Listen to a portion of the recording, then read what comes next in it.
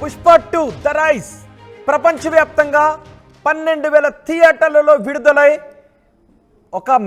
ఒక సునామీని సృష్టించింది. అయితే పుష్ప 2లో ఒకటి మిస్ అయింది, పుష్ప 1లో ఒకటి మిస్ అయింది అనే డైలాగ్ ఎంత పాపులర్ అయిందో పుష్ప 2లో నిజంగానే ఒకటి మిస్ అయింది. మీరు ఎవరైనా అబ్జర్వ్ చేశారా? 1 year క్రితం రిలీజ్ అయిన ఒక టీజర్ని మనం చూస్తే ఇప్పుడు పుష్ప 2లో ఏం మిస్ అయిందో కూడా మనం మాట్లాడుకోవచ్చు.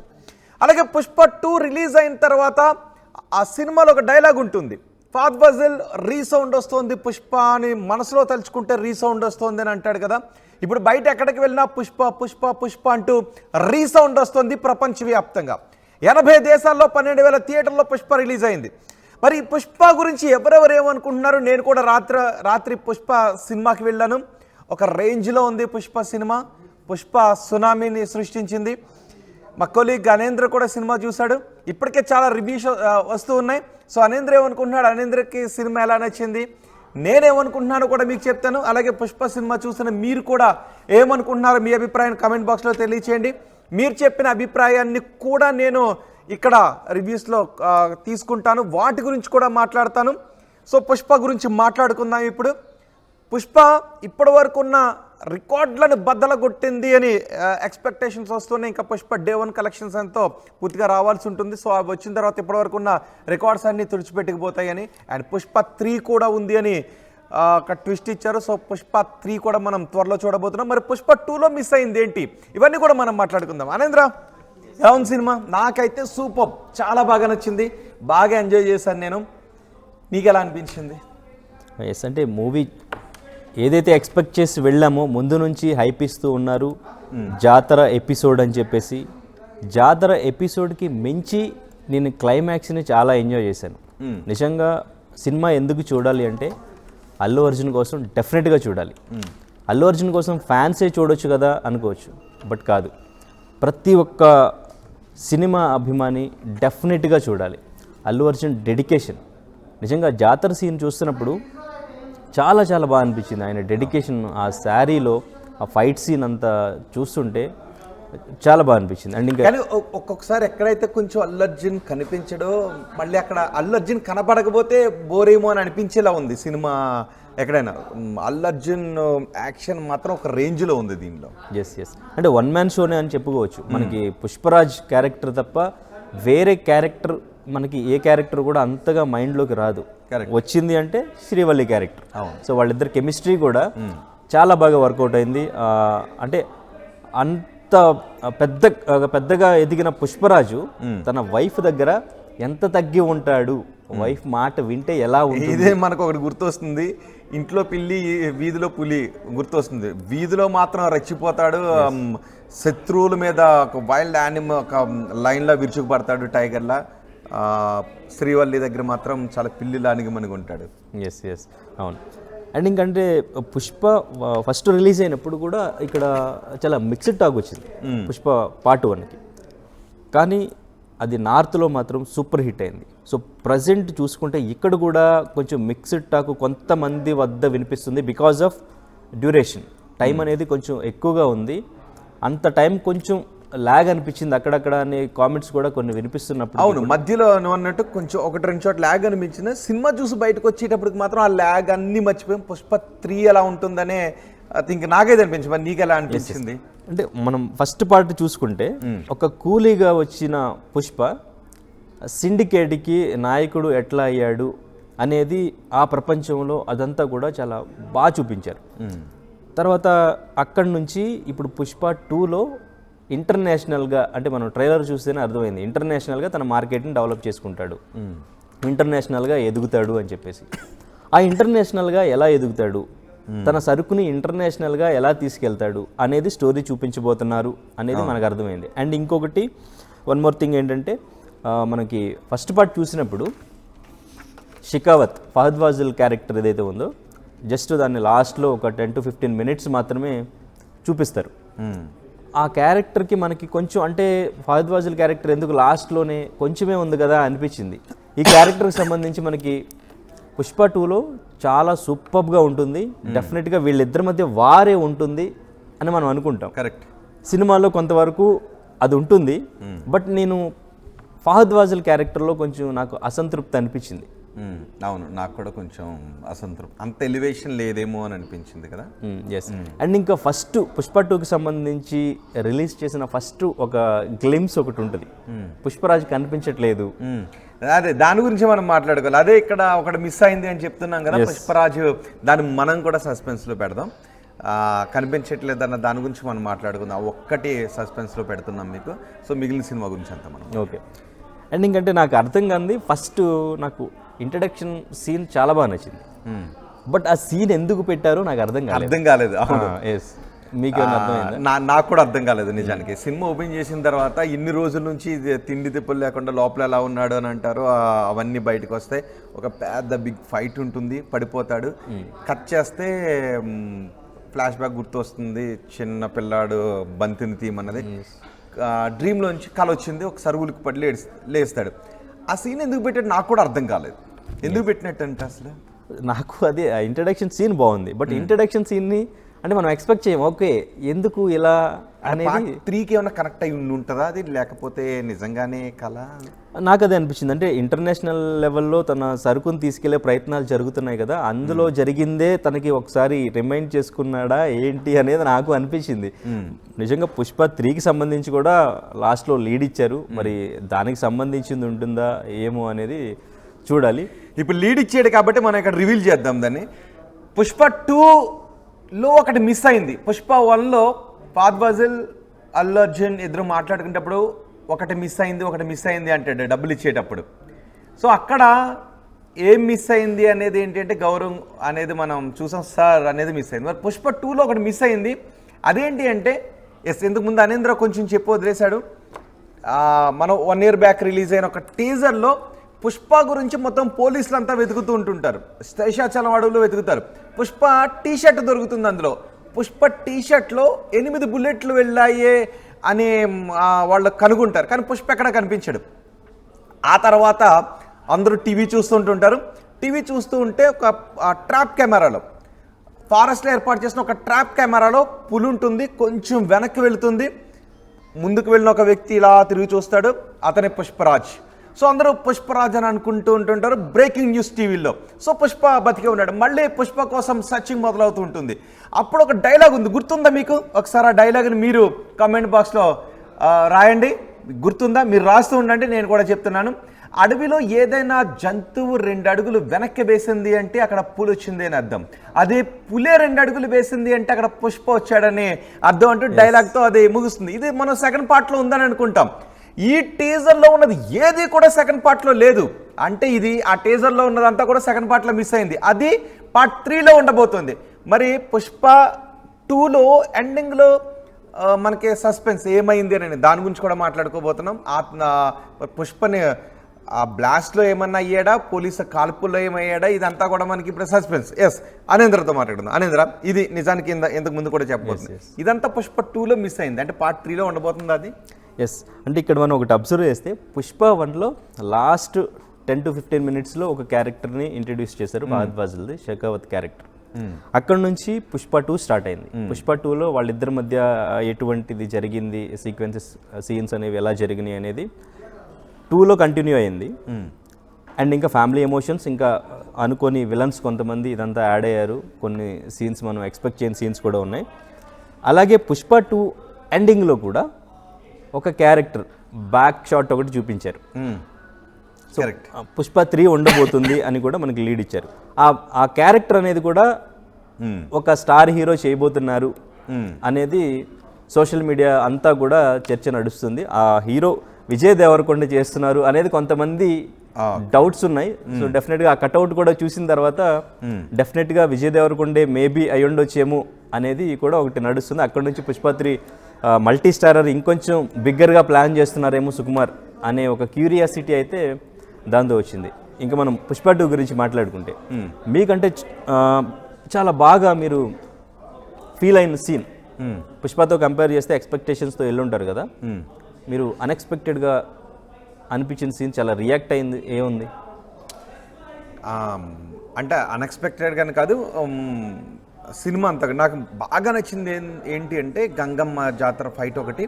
అండ్ కొంత ఆ తర్వాత వాళ్ళ అజయ్ వాళ్ళ అమ్మాయిని చిన్నానని పిలుస్తుంది, వాళ్ళ అన్న కూతుని కిడ్నాప్ చేసిన తర్వాత ఫైట్ కాళ్ళు చేతులు కట్టేసి ఫైట్ చేసిన తర్వాత కొంచెం అది వాస్తవానికి దూరంగా ఉంది అని అనిపించిన ఆ ఫైట్ అంతా జరిగేటప్పుడు ఒక అద్భుతమైన ఫైట్, అది మొత్తం సినిమాని అంతటా ఒక రేంజ్లో మళ్ళీ లేపేసింది అన్నట్టు. కాళ్ళు చేతులు కట్టి అంటే మనకి ఇప్పుడు బాహుబలి సినిమాలో ఆ చెట్టు బెరడులో నుంచి మంచు కొండలో ఎలా వెళ్తారు అనేది ఇట్లా అంటే కొన్ని లాజిక్స్ ఉంటాం. సో ఇక్కడ లాజిక్స్ పక్కన పెడితే అతను ఒక వైల్డ్ యానిమల్ వాళ్ళని పీకలు పట్టుకొని కొరుకుతుంటే ఫైట్ మాత్రం నెక్స్ట్ లెవెల్కి తీసుకుని వెళ్ళిపోయింది.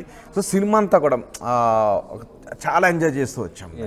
అండ్ బళ్ళు అందరూ లారీలో తీసుకుని వెళ్తుంటుంటారని అనుకుంటూ ఉంటారు, ఆ కలపంతా పట్టేసుకున్నాడు. ఇప్పుడు నిజంగా అదంతా దొరికేసింది కదా, మరి పుష్ప ఇంక మొత్తం స్మగ్లింగ్ అంతా ఆపేస్తాడనే టైంలో వాటన్నిటిని ఎద్దుల బళ్ళ రూపంలో తీసుకెళ్తాడు. కొన్ని ట్విస్ట్లు అయితే ఇస్తూ వచ్చాడు. అండ్ కానీ ఒక్కటే పుష్పని ఏడిపించిన తీరు మాత్రం లాస్ట్లో ఆ శుభలాకి ఇచ్చినప్పుడు వాళ్ళ అమ్మ ఒళ్ళో పడుకుని చిన్న పిల్లలు ఏడుస్తాడు కదా, ఒక్క సెంటిమెంట్ అయితే మాత్రం పండింది అక్కడ. అందరూ కూడా అలా సైలెంట్ అయిపోయి పుష్ప ఏడుస్తుంటే ఒక ఆ సెంటిమెంట్ మాత్రం సీన్ చాలా బాగా పండింది. మీకేమనిపిస్తుంది? నాకు అసలు అల్లు అర్జున్ ఫస్ట్ నుంచి కూడా ఆయన డెడికేషన్, ఆయన మేకప్ ఫస్ట్ నుంచి కూడా ఆయన ఎక్కడ కూడా గ్లామర్గా కనిపించారు. డీ గ్లామర్ ఆ మేకప్ అంతా కూడా మెయింటైన్ చేసింది. ఆయన ఒక భుజం పైకి ఎత్తుకుని అండ్ ఇంకా నోట్లో పాన్ వేసుకున్నట్టు ఆ వే ఆఫ్ టాక్, ఆ యాస మొత్తం మెయింటైన్ చేయడం. ఈవెన్ ఆ డ్రెస్సింగ్ కూడా చాలా కొత్తగా ఉంటుంది. అవును, ప్రతి సీన్లోనూ ఆయన యాక్టింగ్ పరంగా మాత్రం చాలా అద్భుతంగా నేషనల్ అవార్డు రావడానికి నిజంగా ఆయన అర్హుడు అనడానికి ఇది పర్ఫెక్ట్ ఎగ్జాంపుల్ అని ఈ మూవీ ఇంకొంచెం నెక్స్ట్ లెవెల్కి తీసుకెళ్ళింది ఆయన యాక్టింగ్లో అని చెప్పేసి మనం డెఫినెట్గా అనుకోవచ్చు. ఎమోషన్స్ సీన్ చేస్తున్నప్పుడు మన కళ్ళల్లో కూడా నీళ్ళు వచ్చేలాగా అవును ఆ ఎమోషన్ పండించారు. ఆ ఎమోషన్ ప్లస్ ఆ ఫ్యామిలీకి సంబంధించి ఆడవాళ్ళకి సంబంధించి వాల్యూ, ఆ ఇంపార్టెన్స్ చెప్తూ పుష్పరాజ్ తను ఎంత సెన్సిటివ్ అనేది చూపిస్తూ బయట విలన్స్ దగ్గర ఎంత రూడ్గా ఉన్నా ఫ్యామిలీ దగ్గరికి వచ్చేసరికి ఎంత చిన్నపిల్లవాళ్ళ ఉంటాడు, ఎంత సెన్సిటివ్గా ఉంటాడు, ఎంత వాల్యూ ఇస్తాడు లేడీస్కి. ఈవెన్ ఒక సీన్లో తను కొన్ని బూతులు కూడా మాట్లాడడం జరిగింది, బీప్స్ వచ్చినాయి అక్కడ. అల్లు అర్జున్ నుంచి నేను ఒక వర్డ్ నేను ఎక్స్పెక్ట్ చేయలేదు, లేడీస్ ఉంటారు అక్కడ అనేసి ఫంక్షన్ జరుగుతుంది, లేడీస్ ముందు మాట్లాడలేకపోతున్నాను నేను, మీరు కొంచెం దూరంగా వెళ్ళండి. నన్ను తిట్టడం తప్పు కాదు కానీ మీ ముందు నేను బూతులు మాట్లాడడం తప్పనే ఆ సీన్ కానీ. సో ఆడవాళ్ళకి ఇంపార్టెన్స్ ఇక్కడ అన్నప్పుడు గుర్తొచ్చింది, సారీ చెప్తాడా లేదని మనం కూడా అనుకున్నాం. నిజంగా సారీ చెప్తాడా, అక్కడ ఇద్దరికి ఏదైనా యుద్ధం జరిగింది, సారీ చెప్పిన తర్వాత నర్రే సారీ చెప్పాడు. కానీ సునీల్ ఒకటి అంటాడు, పుష్ప సారీ చెప్పాడంటే ఏదో ఉందో దానికేనని, మళ్ళీ తిరిగి వచ్చి కొట్టడం అక్కడ పోయిట్ అనేది కొంచెం ఎంజాయ్ చేశారు ఆడియన్స్ అందరూ కూడా. సారీ చెప్తే బాగుంటుంది, చెప్పిన తర్వాత ఎందుకు చెప్పాడరా అనిపించేలా ఉంటుంది, డైలాగ్ చాలా బాగుంది. అవును. అండ్ ఇంకా నాకు ఆ సీన్ కొంచెం నాకు చాలా బాధ అనిపించింది.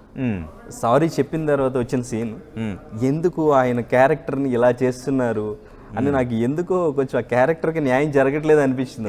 ఫహద్ ఫాసిల్ గారి క్యారెక్టర్, ఆయనకి మంచి ఎలివేషన్ దొరకట్లేదు.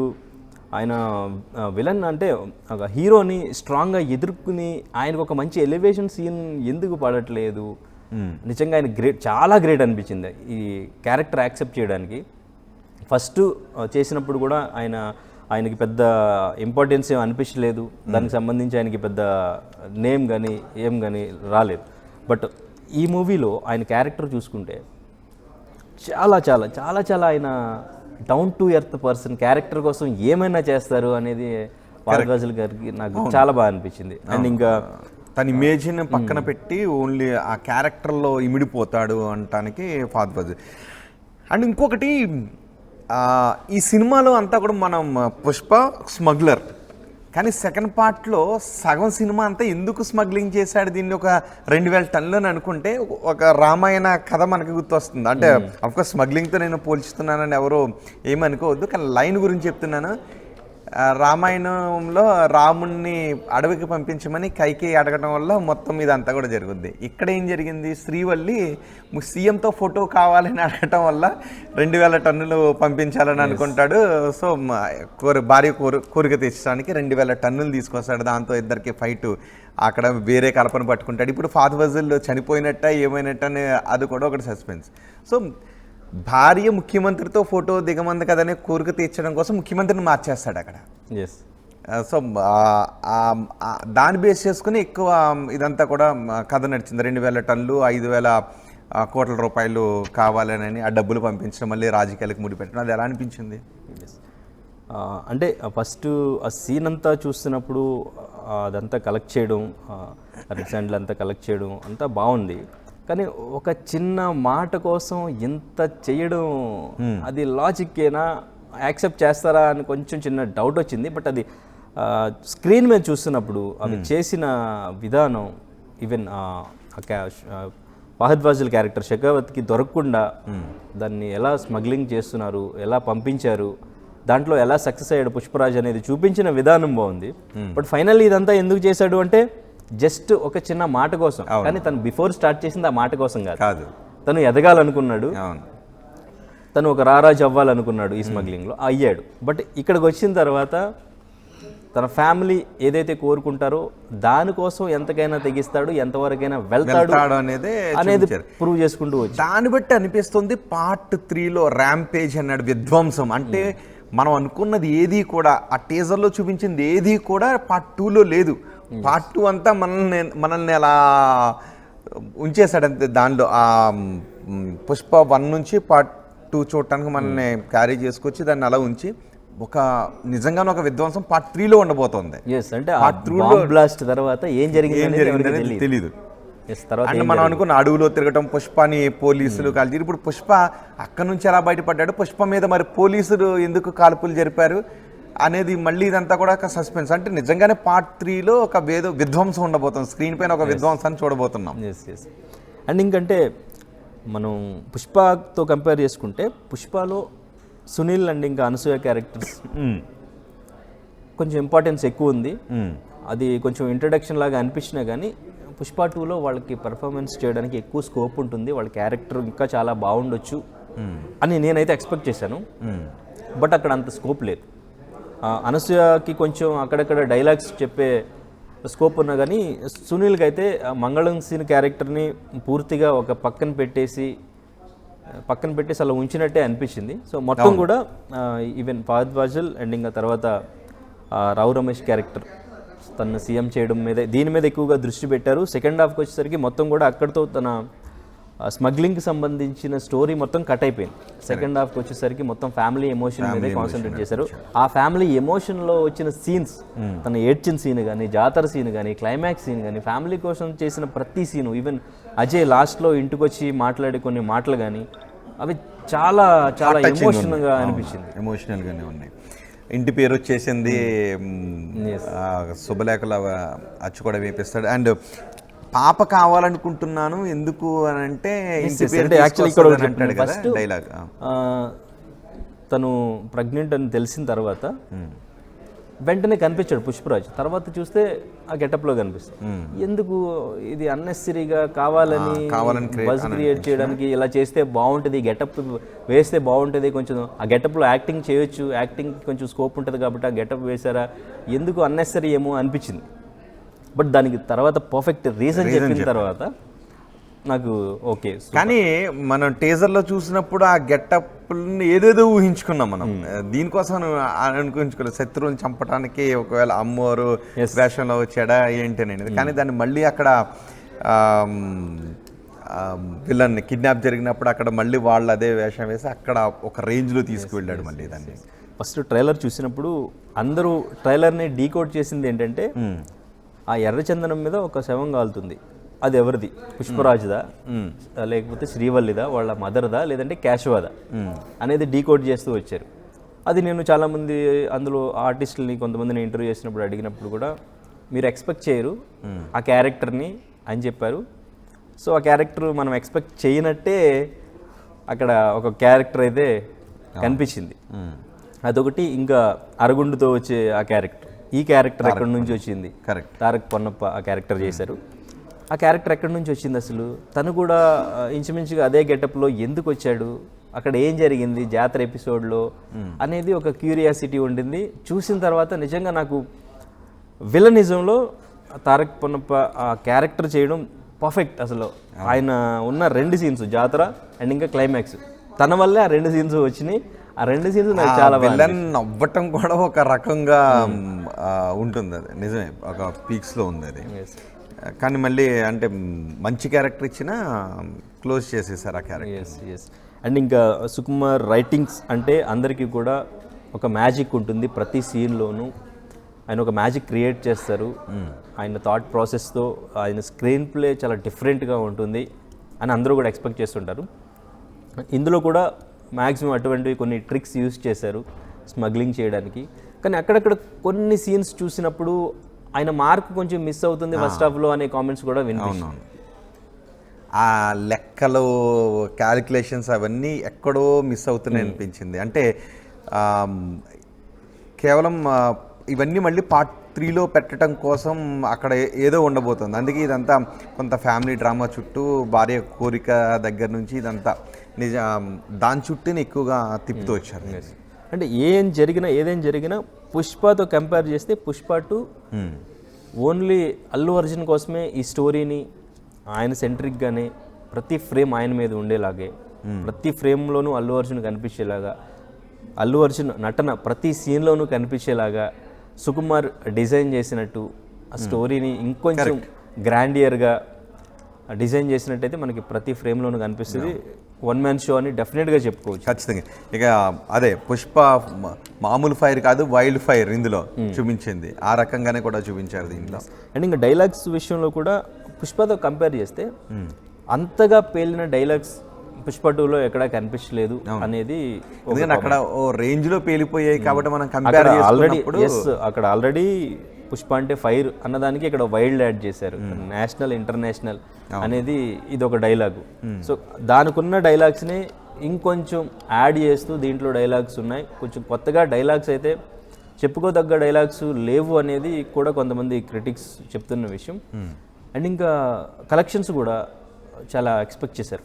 Even book my show CEO కూడా ఫస్ట్ డేలో మనం బుక్ మై షో ఓపెన్ చేసిన తర్వాత 3 మిలియన్ టికెట్స్ సేల్ అయిన మూవీ బాహుబలి, కల్కి.